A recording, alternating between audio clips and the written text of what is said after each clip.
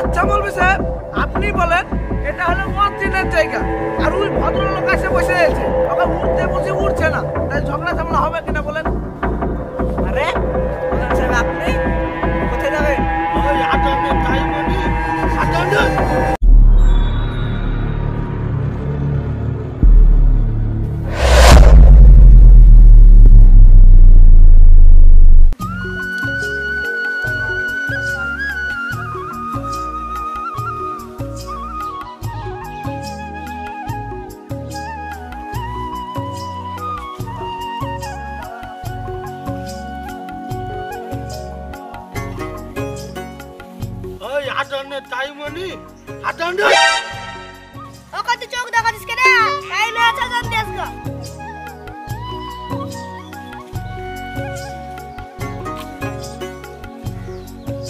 الله أكبر الله أكبر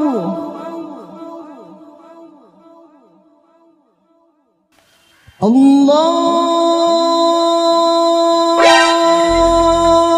أكبر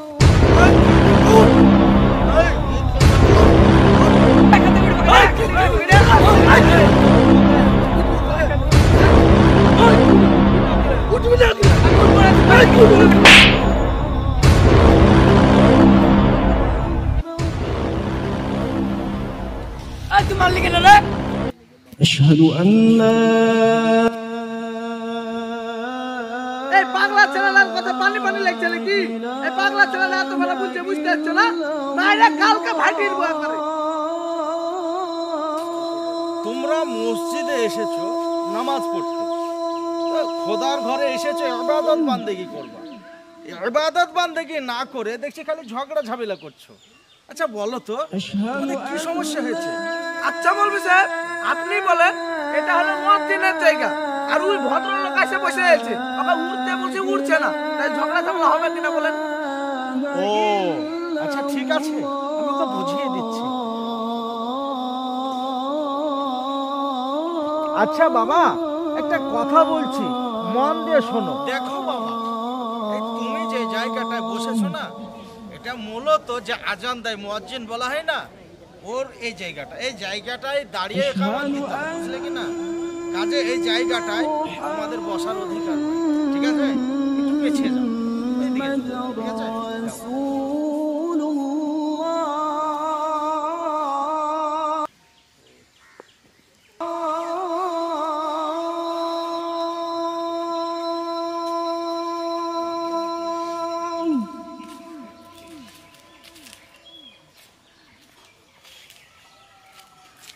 أشهد أن محمد رسول আরে কোথা স্যার, আপনি কোথায় যাবেন? আরে তুমি তো আসিরুল গো, আমি চিনতেই পারিনি। আর কোথায় যাব বলো, আমরা ব্যস্ত মানুষ, নামাজ পড়ার সেরকম টাইম পাই না, তাই আজকে ফ্রি আছি, তাই মসজিদের দিকে যাই, নামাজটা পড়ে আসি। ও আমিও তো নামাজ পড়তে আছি, চলেন তাহলে। ঠিক আছে তাহলে চলো।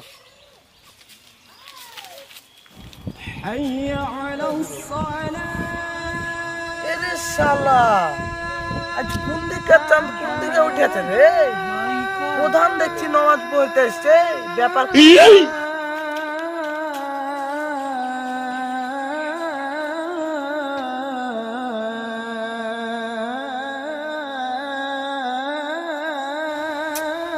শালা এলাকায় এখানে একজনকে তুলনু, তুই তো আবার বসছে ওখানে। এই প্রধান মানুষ لا إله إلا الله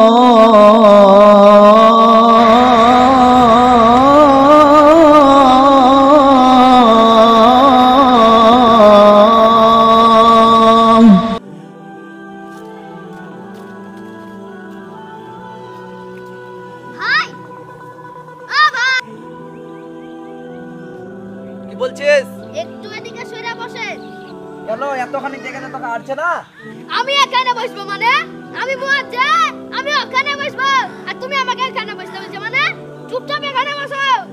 ওই তুই জানিস তুই কার সাথে কথা বলছিস? তুমি কোন হাত না বাড়ি যে তোমার কথা আমাকে জানতে হবে? তুমি চুপচাপ মুয়াজ্জিনের জায়গা ছেড়ে বসো।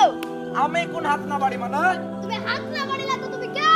তুই দেখবি আমি কে, তুই দেখবি হ্যাঁ দেখবো, তুমি কে দেখাও। দেখবি দেখবি দেখবি। আরে তোবা তোবা তোবা তোবা তোবা তোবা।